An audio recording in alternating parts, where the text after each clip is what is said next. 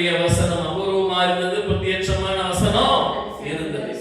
ஆமென், ஸ்தோத்திரம். தரிசனம் இருந்தது. இரண்டாவது வசனம்.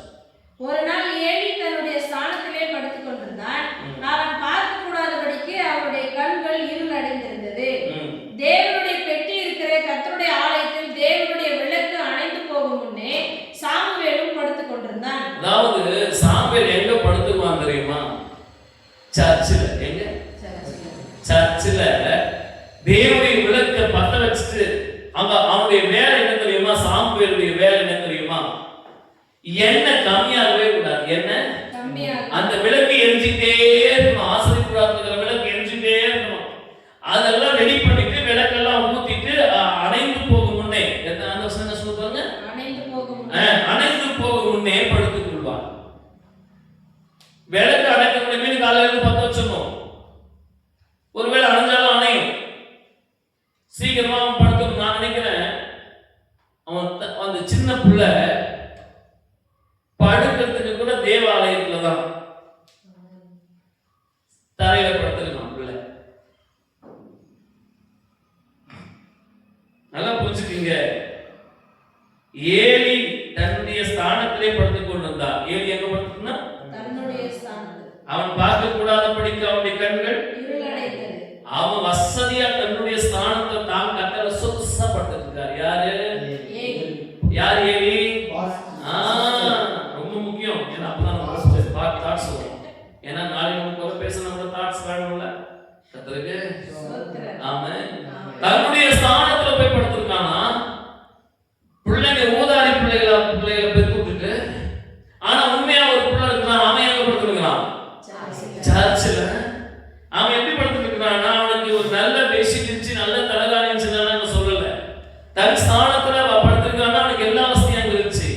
ஆனா சாமுவேலுக்கு எதுவுமே இல்ல. படுத்துக் கொண்டிருந்தான். தேவனுடைய பெட்டி இருக்கிற கர்த்தருடைய ஆலயத்தில் தேவனுடைய விளக்கு அணைந்து போகும் முன்னே. நல்லா புரிஞ்சுக்கங்க.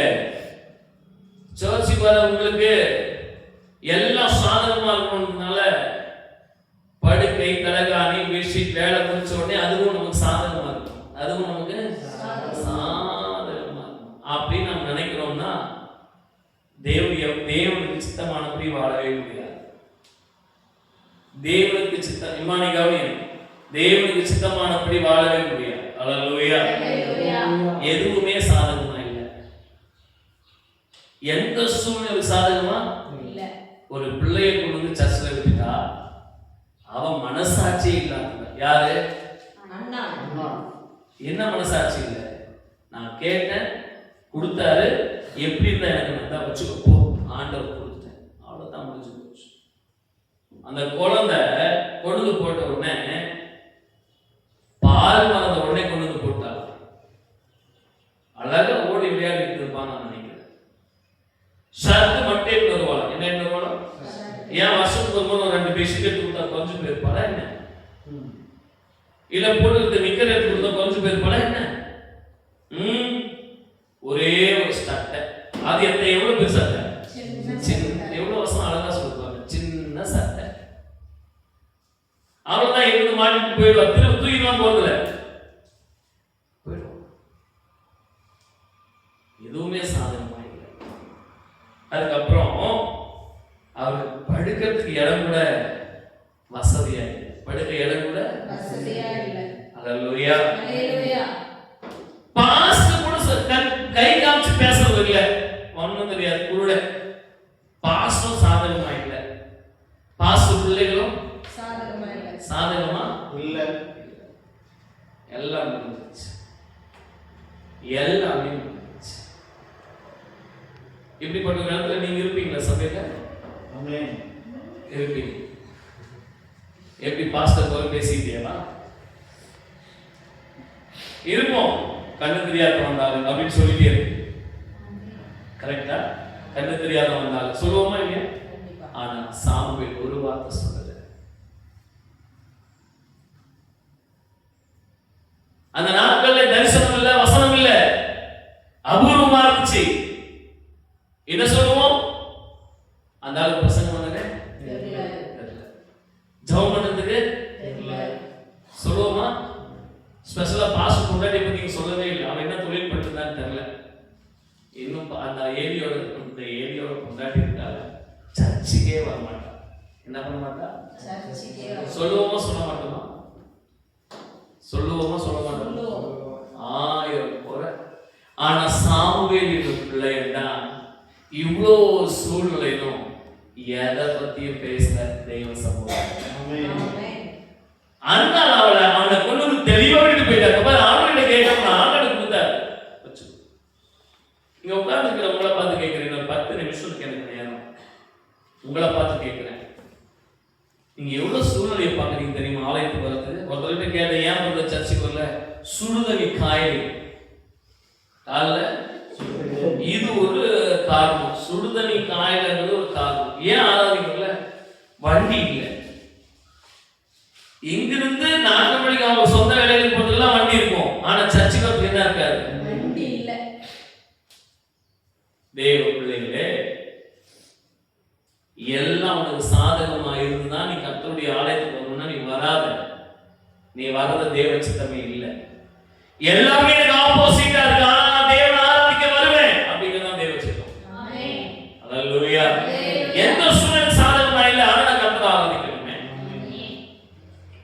இப்படி அடங்கி இருந்த சாமுவேலுக்கு நடந்த ஒரு பெரிய அற்புதம் என்ன தெரியுமா? வாசி 4வது வசனம்.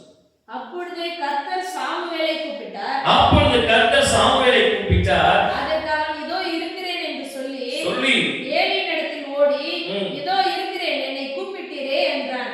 அதற்கு அவன், நான் கூப்பிடவில்லை, திரும்பி போய் படுத்துக்கொள் என்றான். அவன் போய் படுத்துக்கொண்டான். இந்த சாமுவேலுக்கு எனக்கு ஆச்சரியமான விஷயம் என்னன்னா, சர்ச்சுக்குள்ள படுத்துட்டு இருக்காரு. நல்ல தூக்கம். சாமுவேல் சின்ன பையன் இல்லையா? நல்ல தூக்கம். சாமுவேலே அப்படின்னா டக்குன்னு ஆள் எழுந்து எங்க ஓடுறாரு? பாஸ்டர் ஓடுறாரு. பாஸ்டர் கூப்பிட்டீங்களா? ஏன்னா அந்த பையனுக்கு ஜெபிக்க கூட தெரியல. இந்த பையனுக்கு கர்த்தருடைய வார்த்தை கேட்கறதுக்கு தெரியல. இவனுக்கு தெரிஞ்சதெல்லாம் சர்ச்சில் வேலை செய்யணும். இவங்க அம்மா சொல்லி கொடுத்தா அப்படின்னு அந்த சர்ச்சில் தான் உன்னை கேட்டேன். ஏசாமி உனக்கு அங்கதான் கொடுத்தாரு, உன்னை அங்கேயே கொண்டு போய் விட்டாரு. போ, உன்னுடைய வேலை அங்க வேலை செய்து மட்டும்தான் உன் வேலைங்க. இவனுக்கு வேற ஒண்ணும் தெரியல. ஓடி ஓடி ஓடி வேலை செஞ்சவனுக்கு கர்த்தருடைய சத்தத்தை கேட்கிற அனுபவம், ஜெபிக்கிற அனுபவம் இல்ல. ஆனா இவன் செஞ்சதெல்லாம் கர்த்தர் பார்த்து கொண்டே. இவன் செஞ்சதெல்லாம் இவன் சூழ்நிலையை பார்க்காம செஞ்சதை கர்த்தர் பார்த்தார். இவன் எதுவுமே தனக்கு சாதகமா இல்லாம இருந்த உண்மை சனத்தை கர்த்தர் பார்த்தார். அவங்க அம்மாவுடைய ஜபத்தை கர்த்தர் கேட்டார். அவங்க அம்மாவுடைய ஜபத்தை கேட்டு அவங்க அம்மா கொடுத்ததை கர்த்தர், உண்மையை கர்த்தர் பார்த்தார். ஏலியோட பிள்ளைகளை கூப்பிடல, ஏலியை கூப்பிடல, கண்ணு தெரியாத ஏலியை கூப்பிடல, ஏலியின் பிள்ளைகளை கூப்பிடல, சாமுவேலே சொல்லுங்க. கூப்பிட்ட உடனே ஓடுற ஆளு. நம்மளாம் கூப்பிட்டா என்ன பண்ணுவோம்? பாஸ்டர் 7 மணிக்கு வரும். பாஸ்டர் எத்தனை மணிக்கு வர? 7 மணிக்கு வர சொன்னா எத்தனை மணிக்கு வரும்? 9 மணிக்கு வரும். அதுக்கு வந்து விடுவோம் பாரு ஒரு கதை. அசந்து போற மாதிரி ஒரு பதில்.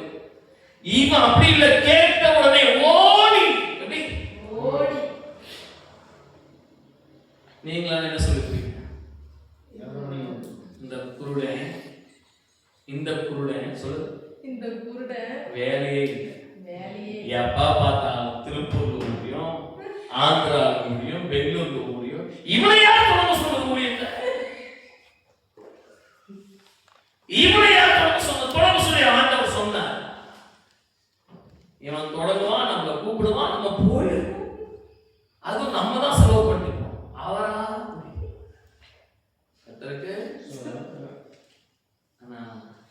சாமுவேல் ஓடி சொல்லுங்க. சத்தமா சொல்லுங்க. சாமுவேல் ஓடி. நான் இதை யாருக்கும் இதை வந்து நான் இதே பிரசங்கத்தை தான் நீ 4 சபையில பேசுறேன். அல்லது தேவன் பேச சொன்னதை பேசிட்டு இருக்கேன். ஆமென். ஒரு பிரசங்கம், அங்க ஒரு பிரசங்கம், இதுதான் 4 சபையில பேசுவோம். சாமுவேல் ஓடி ஒண்ணு இல்லப்பா சவனே சொல்றாரு, ஏய் போய் படுறா போடாதே, போய் என்ன பண்ணு படுறா போடா அப்படின்றார். 6வது வசனம். மறுபடியும் கர்த்தர் சாமுவேலே என்று கூப்பிட்டார்.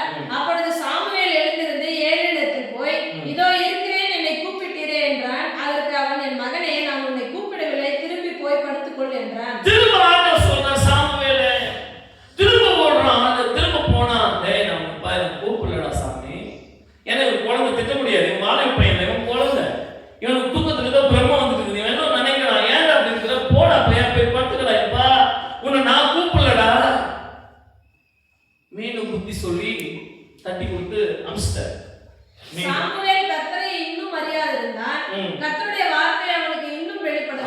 கர்த்தர்னா யாருன்னு தெரியல, ஜெபம்னா என்னன்னு தெரியல, அவனுக்கும் ஆண்டவருக்கு எந்த சம்பந்தமும் இல்ல. அவனுக்கு தெரிஞ்சதெல்லாம் சர்ச்சு, அவனுக்கு தெரிஞ்சதெல்லாம் பணிவிட, அவனுக்கு செய்யறதெல்லாம் தெரிஞ்சதெல்லாம் வேலை செய்யறது, அவனுக்கு தெரிஞ்சதெல்லாம் பாஸ்டருக்கு கல்வி விடுறது, அவனுக்கு தெரிஞ்சதெல்லாம் ஊழியர் செய்யறது, ஊழியத்துல ஊழியர் செய்யறது, உதவி செய்யறது, இது ஒண்ணுதான் தெரிஞ்சது. வேற ஒண்ணும் தெரியாது அவனுக்கு. மீண்டும் கர்த்தர் மறுபடியும் கர்த்தர் மூன்றாம் விசை சாமுவேலை கூப்பிட்டார். அவன் எழுந்திருந்து ஏலிடத்தில் போய், இதோ இருக்கிறேன், என்னை கூப்பிட்டீரே என்றான். அப்பொழுது கர்த்தர் பிள்ளையாண்டானை கூப்பிடுகிறார் என்று ஏலி அறிந்து சாமுவேலை நோக்கி, நீ போய் படுத்துக்கொள், உன்னை கூப்பிட்டால் அப்பொழுது நீ கர்த்தாவே சொல்லும், அடியேன் கேட்கிறேன் என்று சொல் என்றான். சாமுவேல் போய் தன்னுடைய ஸ்தானத்திலே படுத்துக் கொண்டிருந்தான். அப்பொழுது கர்த்தர் வந்து நின்று முன்போல் சாமுவேலே சாமுவேலே என்று கூப்பிட்டார். அதற்கு சாமுவேல் சொல்லும், அடியேன் கேட்கிறேன் என்றான். ஆமென். கர்த்தர் முதலாவது மகனோடு பேசினார். ஆமென். ஏன் தெரியுமா அவனோட கூட பேசினாரு? ஏன் தெரியுமா கர்த்தர் அவனோட பேசினாரு? எந்த சூழ்நிலையும் பார்த்து அவன் தேவ சமூகத்தில் இருக்கவில்லை, கர்த்தரை பார்த்து மாத்திரமே. அல்லேலூயா. எந்த சூழ்நிலையும் அவன் பார்க்கல, எந்த சூழ்நிலையும் அவன் பார்க்கல. அவன் பார்த்தது கர்த்தரை மட்டும்தான். கர்த்தர், அதனாலதான் ஏலியும் அவன் குடும்பத்தையும் பார்க்கவில்லை, கர்த்தர் சாமுவேலை பார்த்தார். சாமுவேலே சொல்லும் ஆண்டவரே, அடியான் கேட்கிறேன். சொல்லும் சாமுவேல் கேட்கிறேன் இல்ல, அடியேன்னா என்ன? நான் அடிமை ஆண்டவரே. இந்த ஆலயத்தில் எப்படி இருக்கு தெரியுமா? இந்த ஆலயத்தில் எப்படி இருக்கு தெரியுமா? நான் அடிமையா, என்னை நேசிக்கவோ, என்னை உபசரிக்கவோ, எனக்கு புத்தி சொல்லவோ, என்னை ஆசையாய் பார்த்துக் கொள்ளவோ யாரும் இல்லை. நான் ஒரு அடிமை. நான் யாரு? அடிமை. சொல்லும் ஆண்டவரை கேட்கிறது துணியில சாமுவே, நான் அடிமை ஆண்டவரே.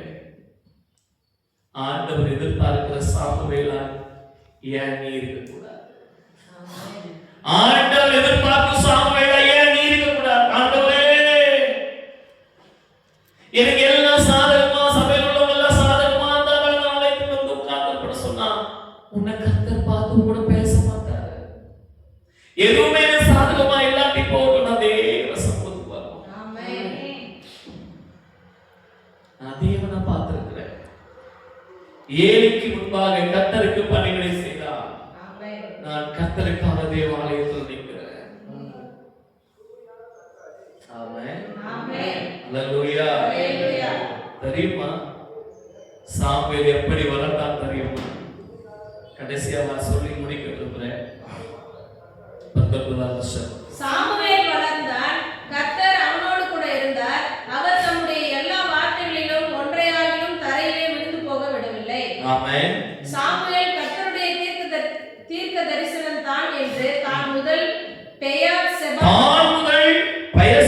மட்டும் உள்ள சகல இஸ்ரவேலருக்கும் விளங்கினது.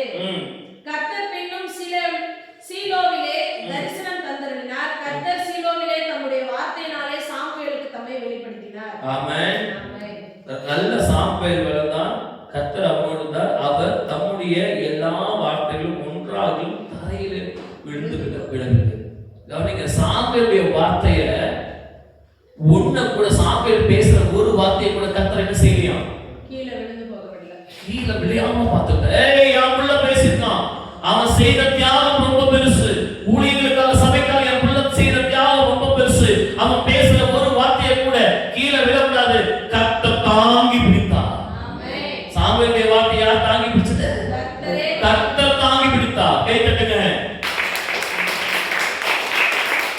தான் முதல் பெயர் சபா மட்டும், தான் முதல் பெயர் செபா அவன் பெரிய தீர்க்கதரிசியா இருந்தான்.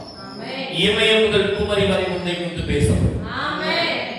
நீங்க சபையில் உண்மையா இருந்தீங்கன்னா இமய முதல் குமரி வரை ஆமென் சொல்லுங்க.